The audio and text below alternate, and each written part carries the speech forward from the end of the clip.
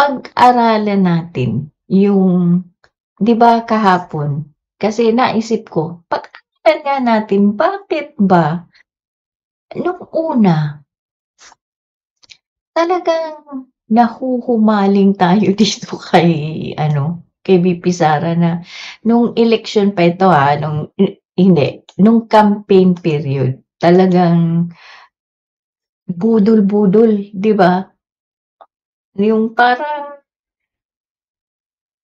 ang sweet-sweet niya kay ano, kay PBBM, yung nagbibiruan sila, nag hindi mo talaga akalain na yung nangyayari ngayon ay mangyayari.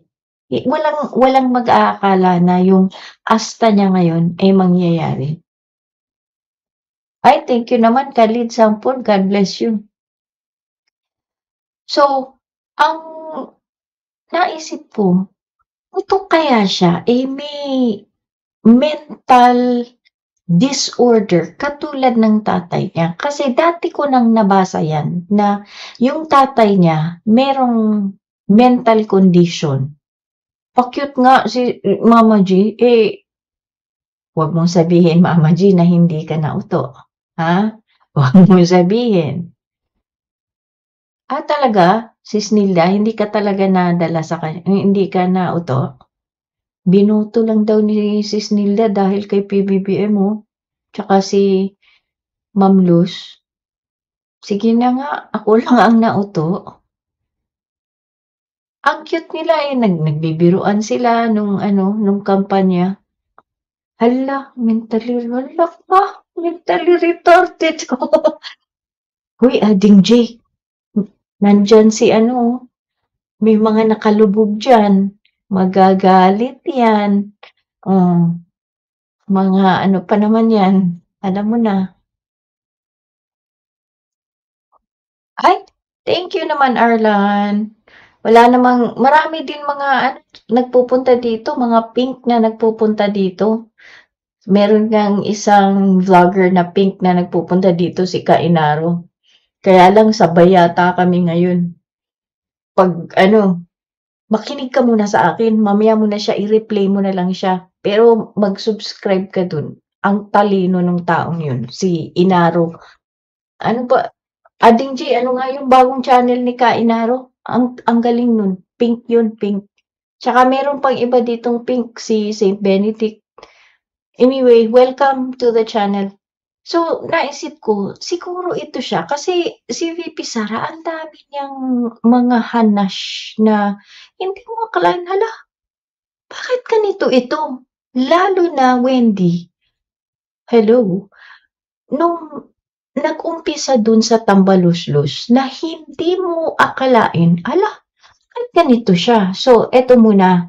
Before that, tignan natin kasi nadagdagan yung nag-react sa kanyang sinabi dun na siya nga ay isang, di ba, ito na, sinabihan na siya ni Joel Chua na the Marcos security, President Marcos's security is not a joking matter. Ngayon, nag-react ano, si si Papa Gadon. Nag-react din si Ping Lacson. Nadagdagan na. Ito, si House Committee on Overseas Workers Affairs Chairperson and Tingog Party List Representative Jude Asidre called on VP Sara to come clean and reveal to the public the real reason for skipping the upcoming SONA. Ito, very ano yan kapag gusto may paraan, kapag ayaw may dahilan. Ano nga ba ang dahilan? Hindi naman yan ano, wag daanin daw sa patawa kasi 'di ba yan yung style ni FPRRD na ayan magbibiro siya yung nung tinanong siya 'di ba Sir Danilo kung nung tinanong siya na yung tungkol sa sinabi niya na bangag si PBBM. Ay ma'am, hindi ko sinabi yan ma'am. Patayin mo ako ng 1,000 times, ma'am. Hindi ko talaga sinabi. Yung uminom siguro ng biogesic, yung antibiotic. Tama ba yun? the gravity of your accusations na adik ang Pangulo, idadaan mo sa ganyang mga reasoning. Ganyan din ang ginagawa ngayon ni VP Sara. Kaya nga sabi ko, even though ito siya, she says na hindi sila sa kalikasan hindi sila magkasundo ng tatay niya. 'Di ba parang pinapalabas nila na palagi silang nagbabangayan ni FPRRD. She is more like her father than she wants to believe or than she wants to acknowledge. Talagang mana siya sa tatay niya, yung kanyang style, yung kanyang kilos, mas parang tatay siya, parang si tatay niya siya kesa kay Baste. Si Baste is very ginagaya niya si FPRRD, pero hindi natural eh. Ito siya, yung kanyang pagkakawais at yung pangpitik-pitik na dinadaan sa biro, yung pagpaparinig na yung cunning ang word ko dyan eh, na yung parang may pagka-evil ang thought behind it. Si Baste, paastig-astig lang, pero wala naman kasing yung utak behind it. Yung parang sound bites lang, 'di ba? Pero di niya talaga sabi ni Arlan, akala ko yung unit team talaga, Arlan, I think on the Marcoses side, totoo yun. 'Di ba sabi nga ni Captain Nyo, kahit siya naniniwala siya na sa side ni PBBM, totoo yun na naniniwala si PBBM, he wanted unity sa mga politiko at sa buong bansa. Pero yung pala, kay VP Sara, salita lang pala yun para manalo sa eleksyon. Nakita mo na na nung in-interview siya, yun na lang sabi niya, ay, nanalo na kami wala nang unity. Ibig sabihin, salita lang pala sa kanya yun. Mangga lang pala siya. Di ba, May? Na hindi ko sasabihin Villanueva, apelido mo. Kaya nga sinabihan siya ngayon ni Rep. Asidre, huwag daanin sa patawa. Hindi ka nakakatawa. Hindi niya sinabi yun. Ako lang yun.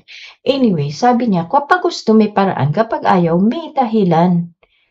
Ngayon nga, sinasabi niyang she is appointing herself. Tingnan mo yan ha. Babalikan natin yung pagkakasabi niyang appointing herself as the designated survivor. Blah, blah, blah, blah, blah. Sabi ni Rep. Asidre, the public knows na si Vice Presidente, ang political situation ngayon niya, in flux, yung parang hindi steady, di ba? Dumistansya na siya sa unit team. Nag-resign siya sa DepEd. May mga nangyayari na hindi klaro. So, ang talagang kailangan niyang gawin, magsabi siya, bakit di siya pwedeng mag-attend? Bakit ayaw niyang mag-attend?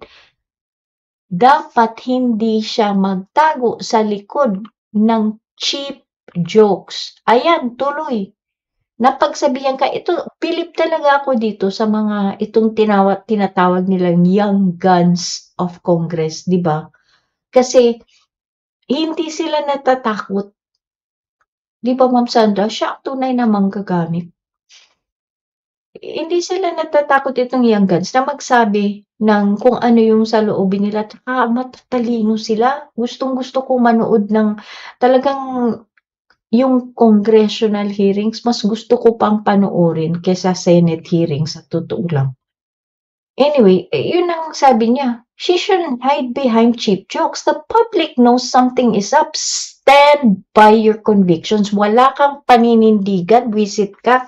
Yun ang gusto niyang sabihin, pero siyempre hindi niya pwedeng sabihin na buwisit ka, ako na lang ang nagdagdag nun. Oh. So, July 22 ang SONA, di ba? Oh.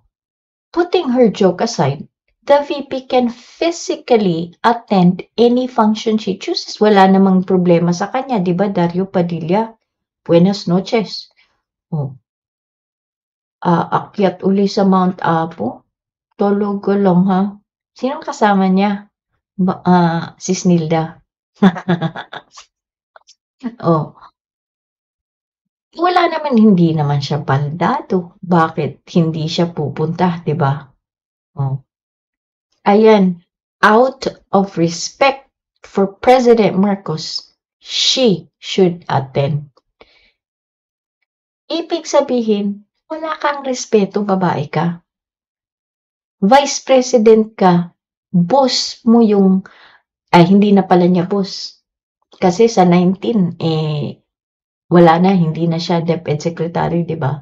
Oh. Pero kahit na, mas mataas pa din ang rank ng President kaysa Vice President, di ba, Sis Maite Baisa?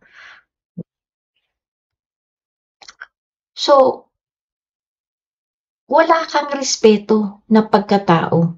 Si Madam Leni nga, na hindi sila kapartido ni FPRRD, hinihiya nga siya ni FPRRD. Ilang beses siyang hinihiya in public.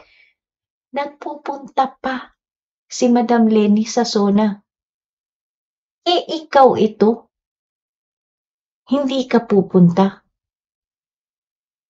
Bastos nga si Butayra. May PTSD sa itok-itok. Ito kasi alam mo, ite-text ko nga i-message ko si Sir Top 1. Sabihin ko, ikaw ang may kasalanan nito dahil sa itok-itok mo, kaya hindi mag-a-attend. Di ba, Sir Max Ilarde? Sir Nick Poromeo, hello? Oh. Pero, ay naku, Sir Rene, bigyan niyo po ako ng pamasahe, pupunta po ako, tsaka invitation. Talagang gusto kong pumunta. Mura lang ang ngayon, ang pamasahe ngayon. Ang business class yata is only 5,000. Padala niyo po ako, Si Sir Rene Lacumba, mga kababayan, witness ko po kayo, bibigyan daw ako ng pamasahe tsaka invitation ni Sir Rene Lacumba. Tandaan niyo po yan, Kasi nung umuwi ako, umabot ng 6,000 ang business class.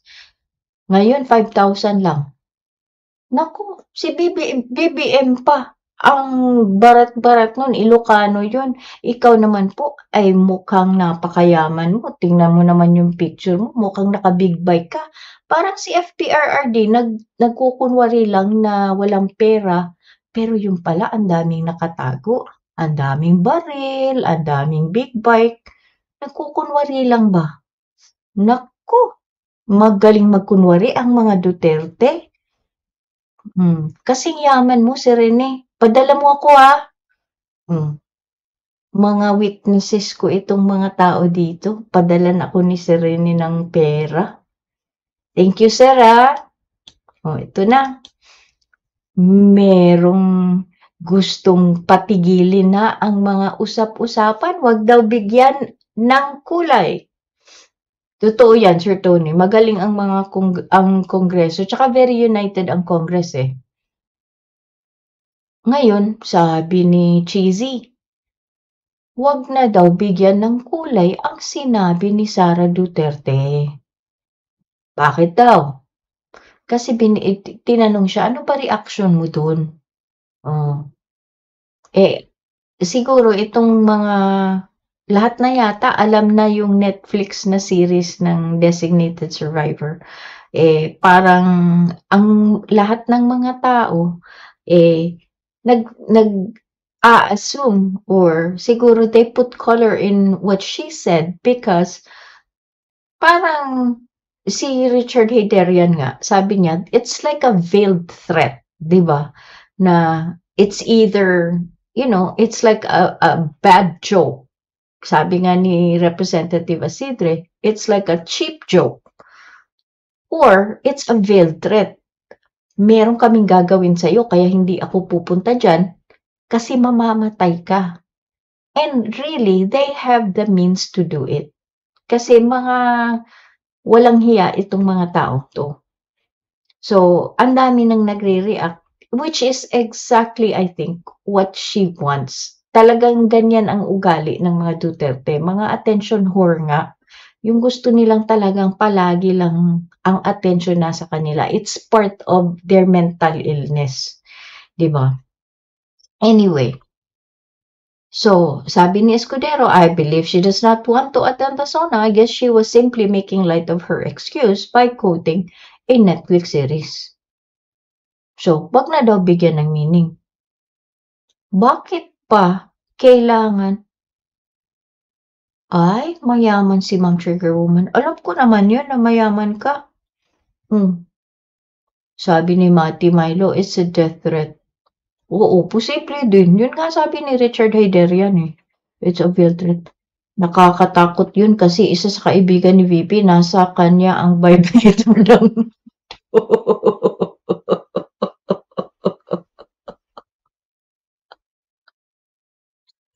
Correct ka dyan, Brian. Naku, pag si Kibbs ay sinumpong, papakita ko sa inyo mamaya si Kibbs. Baka nga may halong dugo si Kibbs dito kay kasi pareho silang appointed eh. Self-appointed. Anyway, ayan, may kakampi siya in cheesy. So, eto na. Ano nga ba ang nakalagay sa psychological test or examination ni FPRRD? This came out way back in 2016. October 2016. Ano ba ang assessment ng isang psychologist kay FPRRD? Antisocial, narcissistic personality disorder.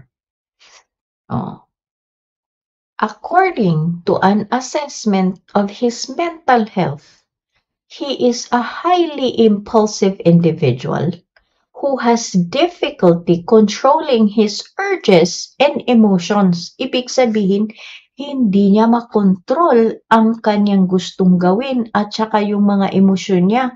Kaya, di ba, pag nag-i-speech siya, gumagamit siya ng mga words na hindi, "Hi, Panat Boy, wag mo nang isa-isahin lahat ng tao dito at drive safe, Panat Boy." May split personality. Ay, naku, mamaya yan, Wendy. So, di ba, hindi niya makontrol-kontrol na, put, bleep, ganun siya. Kung ano-anong pinagsasabi niya. Patayin ko kayo.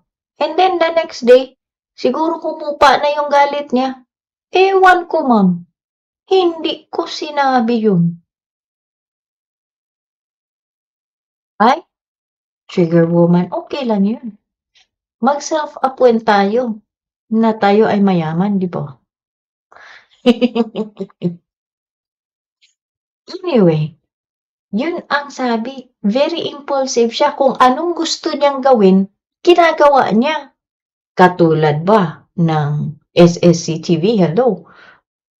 Hello, Ma'am Sabina. Thank you for letting us know na solid Duterte ka. So, kung ano daw yung gustong gawin niya, kunwari, example lang ito, sabihin niya, gusto kong patayin lahat ng mga adik kahit wala pa akong pruweba na sila ay adik, i-order ko yan sa mga PNP ko na ipapapatay ko yan. So, itong psychological report ay pinagawa dahil sa kanyang annulment to nanay ni Sarah. So, ano pa ang, yun nga ang nakita. Good morning, may I love you. Yun nga ang nakita, antisocial narcissistic personality disorder. Ano ang characteristics ng isang taong ito? Gross indifference, insensitivity and self-centeredness, and grandiose sense of self-entitlement and manipulative behaviors. So, gross indifference, ibig sabihin, wala kang pakialam, insensitive, siyempre kung ano man ang nararamdaman ng ibang tao, wala kang wala ka ng ano dun, sa'yo ay paring Leo, hello. Ang importante sa'yo ay yung sarili mo lang, self-centeredness din, 'di ba? Kaya nga, 'di ba, iniinsulto niya mga babae, hinahalikan niya kahit may asawa dun sa stage. Oh, bahala na yung mga asawa nung mga babaeng hinalikan niya, basta gusto niyang halikan, eh. Si Sencha hello. Tapos grandiose sense of self-entitlement. Akala ba niya na siya na ang pinakamagaling, 'di ba? Oh, palagi naman 'yan, eh. At saka ito namang mga uto na mga DDS, best president ever daw. Kahit ngayon lumalabas na lahat ng baho niya, best president ever pa din. Pero meron na ding iba. Ay, nandito ba si Sir Edward? Hello, Sir Edward. Kahit lumalabas na yung mga totoong nangyari during his term, meron pa ding naniniwala. Kaya lalong lumalaki yung ulo niya. Oh. Self-entitlement. Akala niya, lahat ng gusto niya, kailangan makuha niya. Tapos manipulative, gumagawa ng kung ano-ano para makuha niya yung mga gusto niya. Kanya naman din si si VP Sara. Bait-baitan. 'Di ba para nanalo nga siyang VP dahil nagbait-baitan. Akala mo hindi pala siya yun ang totoong siya. Hindi naman pala sabi ni Kap Ninyo, hindi naman ikaw talagang yan, yung pa-cute-cute. Naku po. Oh. The politician was described as having a pervasive tendency to demean, humiliate others. Hindi ba anong ginawa niya kay De Lima? Anong ginawa niya na kunwari, may nagawa si De Lima na kung ano-ano. Pinahiya niya in public. Si PBBM. Wala siyang proof, ha? Tinatawag niyang bangag. 'Di ba?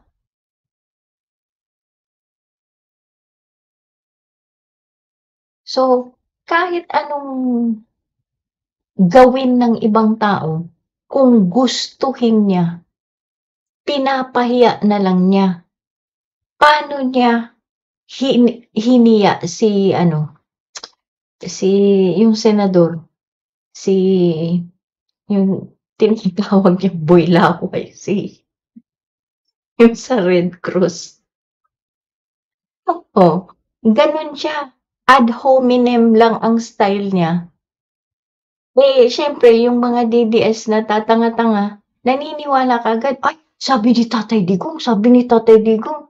Oh, naniwala naman, 'di ba?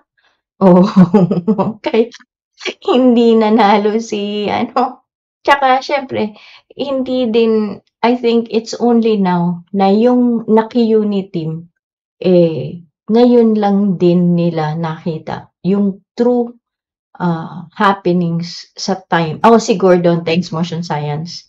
Oh. I think it's because of the thumbnail, Wendy.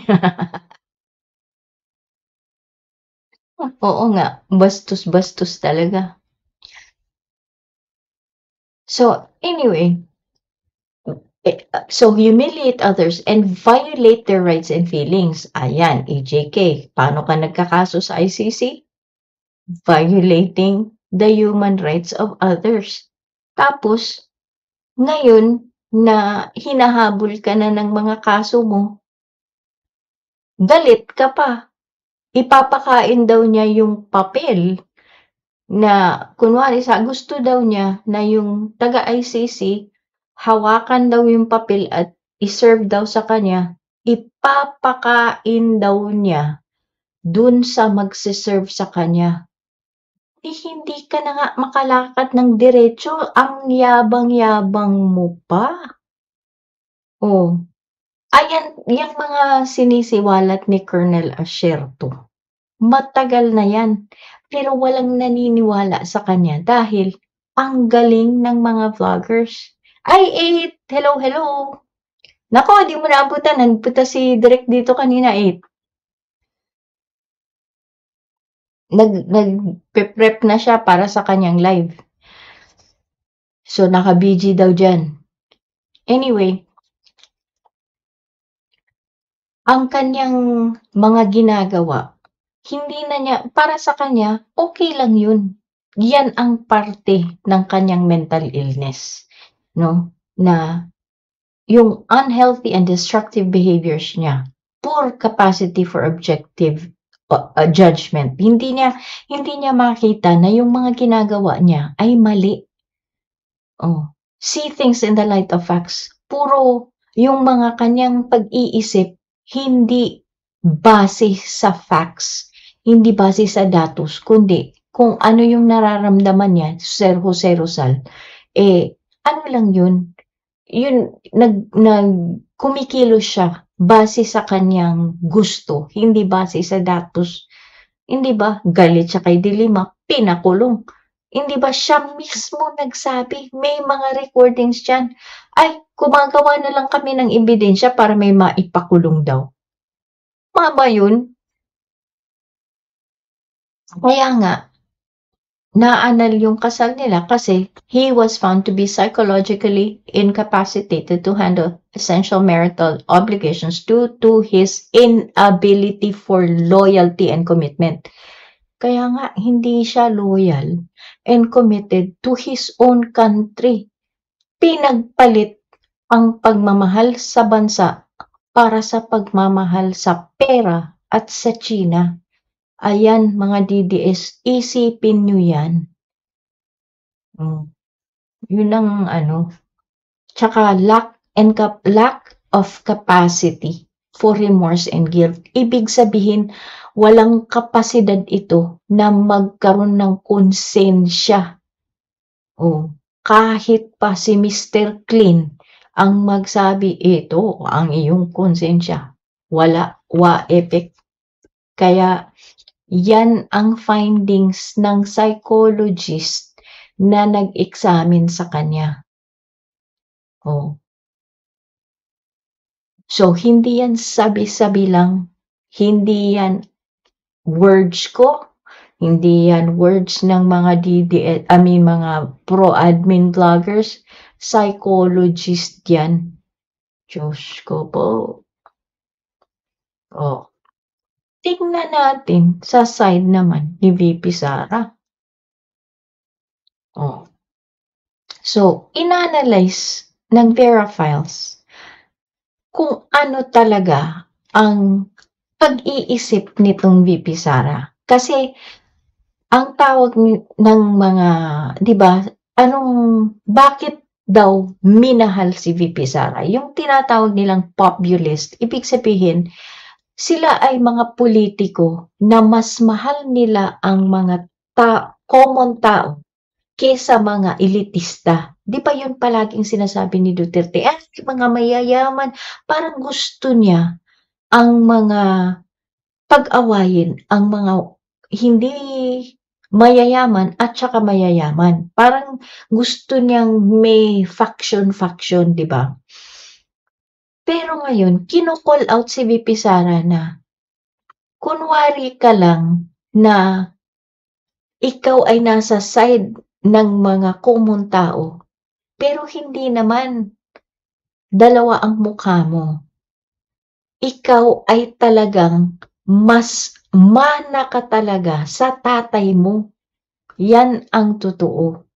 Kahit ano pa ang sabihin ko, kung talagang Duterte ka pa din, Dance Burst Bada, ano pang pangalan mo dyan, it's okay. Wala namang nagpipigil sa'yo. It's a free country, di ba? Eh, kami din, we are free to say what we want.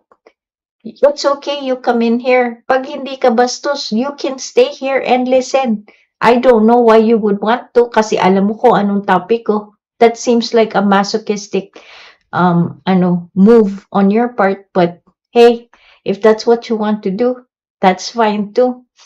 Diba, Sir Joseph Bangog, tsaka Ma'am Gemma Ramirez, hello po. Anyway, so ito yung analysis nila. Bakit nila nasabi na dalawang muka ito si VP Sara sa pagsasabi na, uy, makatao ako, yung makamasa ako, no?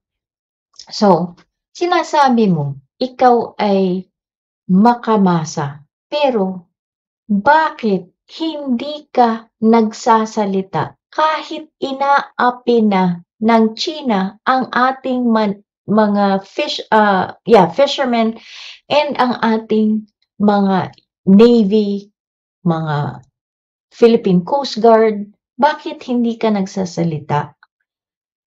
Habang nagsasalita ka sa mga issue na wala ka namang kinalaman. For example, ito, nag-amok daw ito si John Amores ng Jose Rizal University na hindi naman first niyang nag-amok siya.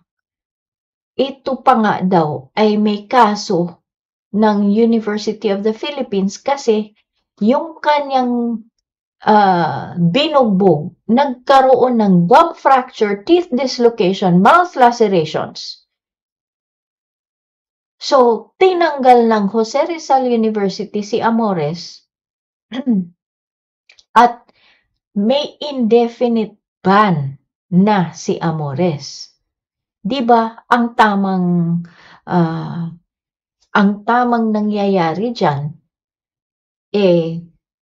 punish the evil and reward the good. 'Di ba? Kung may nagkamali, parusahan mo. Yung gumagawa ng tama, i-reward mo. Pero ano ang ginawa ni VP Sara? Ayaw niyang magsalita against China kasi hindi niya mandato, di ba? Ito ba mandato mo na magsalita for a basketball player na nagpakita ng walang galang sa ibang players, nag-amok, nanakit ng tao, nagpadala ng sulat. Ayan. Sumulat at sabi ni John Amores, nagkaroon daw ng words of encouragement. I-frame daw niya yun kasi kahit may maraming bashers and negative critics, meron daw nagre-remind sa kanya na siya ay importante. So, anong pinakita ni VP Sara dun? Imbis na punish the evil and reward the good, anong pinakita niya? Mahal niya yung mga barumbado. Hindi ba? Tama ba yun? Isa kang public official, ini-encourage mo ang pagbabarumbado. Tama? Tama ba yun? Sige.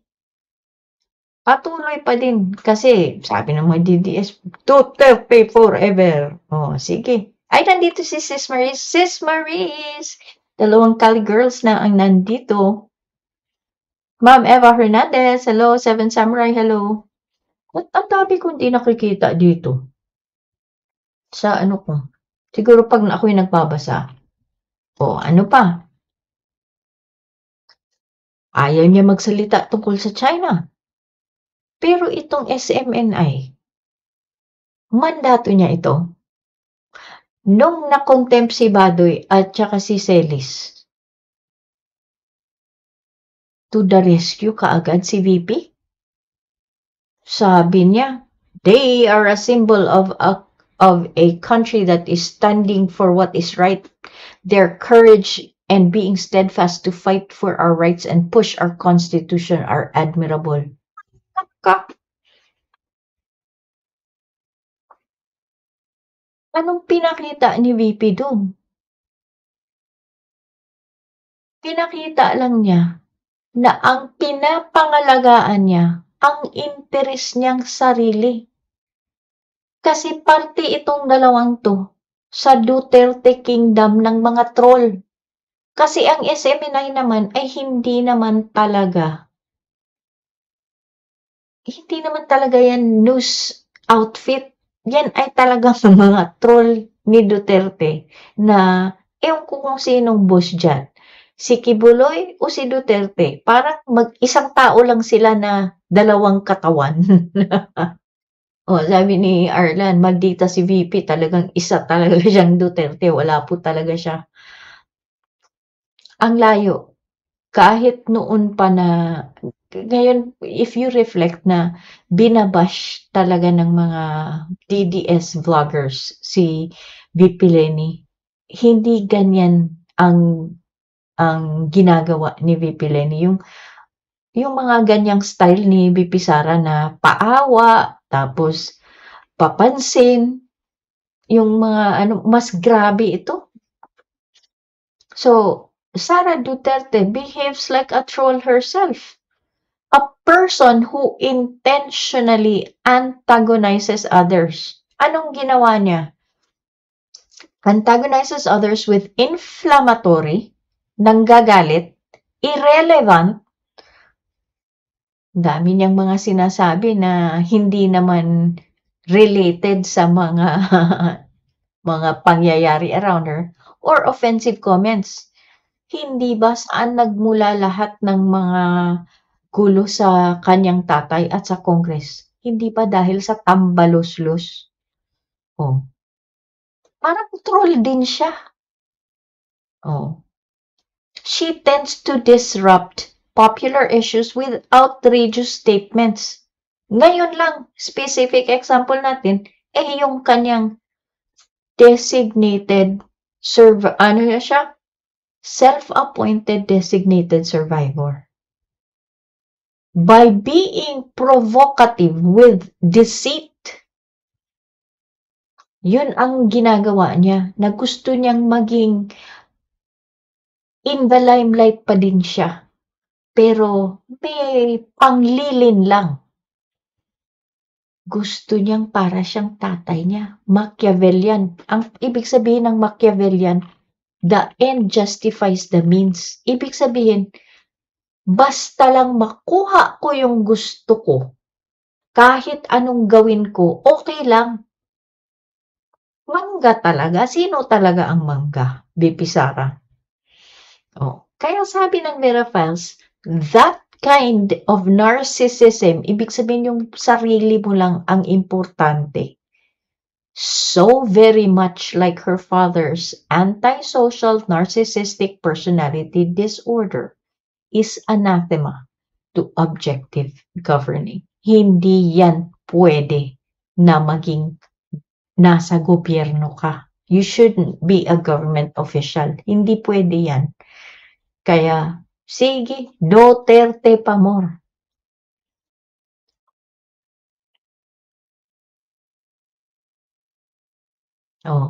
Ano nga ba ang narcissistic personality? Minsan nga naisip ko, hindi kaya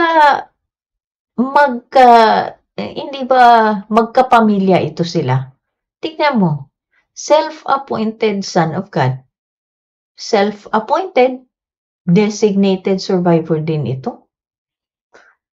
So, mental health condition ang narcissistic personality. Na yung mga tao may high sense of their own importance. Tingnan mo si Gibbs. Kala niya, anak siya na, self-appointed nga Inappoint daw siya ng Diyos na siya na yung parang Jesus Christ. Ito naman si VP Sara, inappoint niya yung sarili niya na maging designated survivor. Kahit wala tayong batas sa Pilipinas, 7 Samurai na ganyan, gumawa siya ng sarili niyang appointment.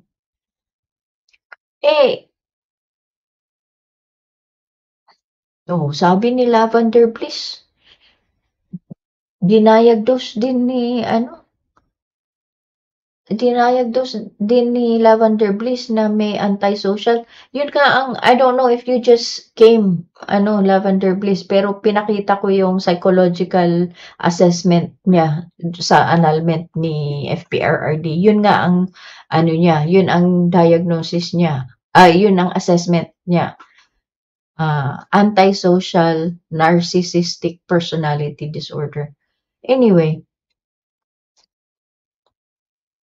tingin nila sa kanilang sarili, masyadong paimportante. Si Kibbs, kala niya anak siya ng Diyos na siya yung Jesus Christ. BP Sara naman, inappoint niya yung sarili niya kahit wala tayong batas na ganun.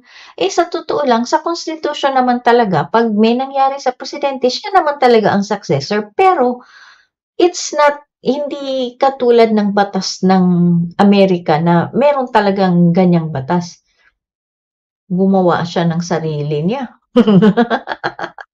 Paimportansya talaga siya. Eto na. Next, they need and seek too much attention and want people to admire them. Hindi nyo ba napansin? Kaya nga tawag ko attention whore. Parang si FPRRD gusto palaging pinupuri. Napansin nyo si FPRRD din na pag nagpe-press ko, ay, na-miss ko na kayo. Kayo ba, hindi nyo ako na-miss? Pa-baby si FPRRD kahit ang tanda-tanda na.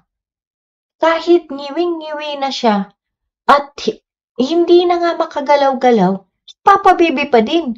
Ito din si BP Sara. Pero in fairness, gumaganda si BP Sara. Pumayat, blooming si BP Sara.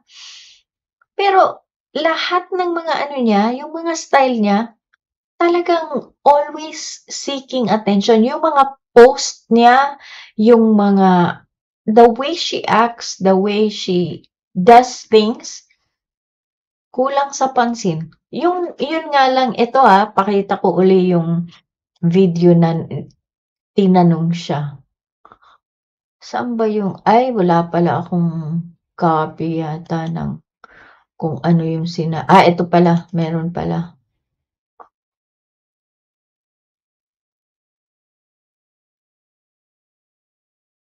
Tingnan nyo.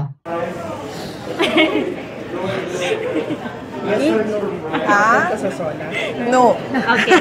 No, I will not attend the SONA. I am appointing myself as the designated survivor. Tingnan nyo ulit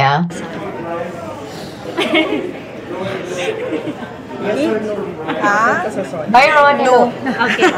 No, I will not attend the SONA. I am appointing myself as the designated survivor. So yung first part nun na, tapos smile. That is attention-seeking behavior. Kasi she could have just answered it straight away. Kung wala kang affectations na, yung pang-plastic, pang-pabebe na diretso ka na lang, no, I'm not attending the SONA. I've told the president why, and I don't wish to comment anymore about it. That's a more professional way of saying, hindi ako pupunta. Pero may pa, tapos lumaki yung mata, parang si Chucky. Alam mo, pag pinapalaki niya yung mata niya, on purpose, talaga naaalala ko. Alam niyo yung pelikulang yun, yung si Chucky na, yung horror movie, ano ba yung pelikulang yun? Fido Dido, 1669, ano yun? Chucky ba yun? Ang pelikulang yun? Basta Chucky yung pangalan ng doll, na yung ganun yung mata. Yun ang Child's Play. Thank you, Byron. Siya talaga ang naaalala ko pag mga ganun yung mata niya. Sabi ko, parang killer lang. Nakakatakot itong babaeng to. So, yan nga, parang talagang always, everything she does, talagang gusto niya na nakafocus sa kanya yung attention.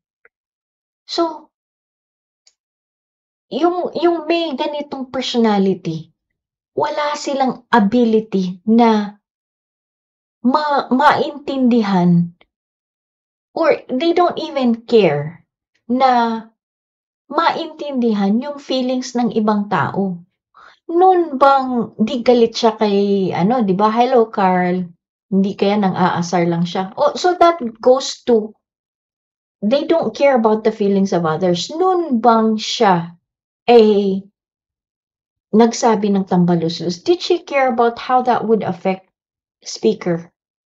Nung sinabi niya na, for example, 'di alam niya na galit na si ano, si FL sa kanya. Instead of saying, "I'm sorry, I hurt the First Lady's feelings. I did not know that that's how she felt. I will apologize to her personally." 'Di ba? Dapat ganun ka if you are a decent human being. Kung tao ka na disente.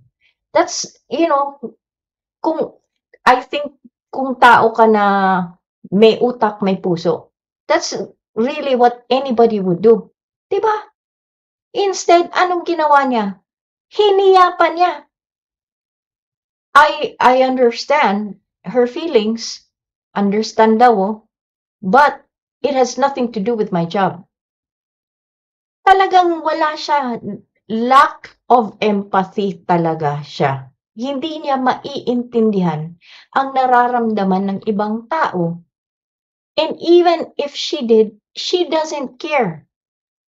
Siguro sa relasyon niya, sa asawa niya, hindi niya maatim. Bakit kaya may asawa na would care enough for her husband na ipagtatanggol niya ito? Baka hindi ganun yung relasyon niya sa asawa niya. And even if it were, talagang wala lang siyang pake. Kasi kung ako yun, nakasakit ako ng damdamin ng isang babae, talagang sasabihin ko, "Oh my God, I'm so sorry." Sabihin ko, yung statement ko would be something like that.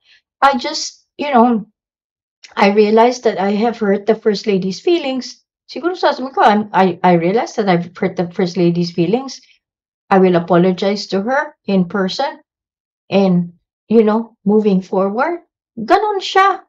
Imbis na ganon, ang kanyang sinabi, I understand, but, it doesn't, walang bearing daw sa kanyang trabaho. Pinahiya pa talaga si First Lady. So, wala, she doesn't care about the feelings of others. Pero, in spite of all that, ito pala ay isang maskara dahil sila ay hindi sure sa kanilang self-worth and are upset by the slightest criticism. Kaya pala siya ganyan. Kasi pag may nagki-criticize na nagki-criticize sa kanya, nasasaktan pala siya. Kaya nga, tingnan nyo, I'm running out of time kasi I have to go to work, but tingnan nyo, yan. Lahat ng mga, tinignan ko yung checklist siya talaga, narcissistic personality, para talagang si FPRRD. Expect special favors and expect other people to do what they want without questioning them. Hindi ba? Yung pinapagamit sa iyo yung chopper para makauwi ka ng Davao, okay lang yun. Pero ngayon, di mo na naiisip yun. Talagang napakasamang tao na ni PBBM ngayon. Sinasabi na, hindi siya pinagtanggol ni PBBM. What about the times when he said, oh, she doesn't have to comment about the West Philippine Sea. That's outside of her mandate. What about the time when PBBM said na she should not be impeached? There's nothing to impeach her for. Hindi yun pagtatanggol? Really? Ay, naku. Take advantage of others to get what they want. Manga. Be envious of others and believe others envy them. Hindi ba yan ang sabi niya, si speaker daw? Kasi ambisyoso, gustong tumakbo sa 2028. Without any proof at all, sinasabi mo yung mga ganun? Wala ka.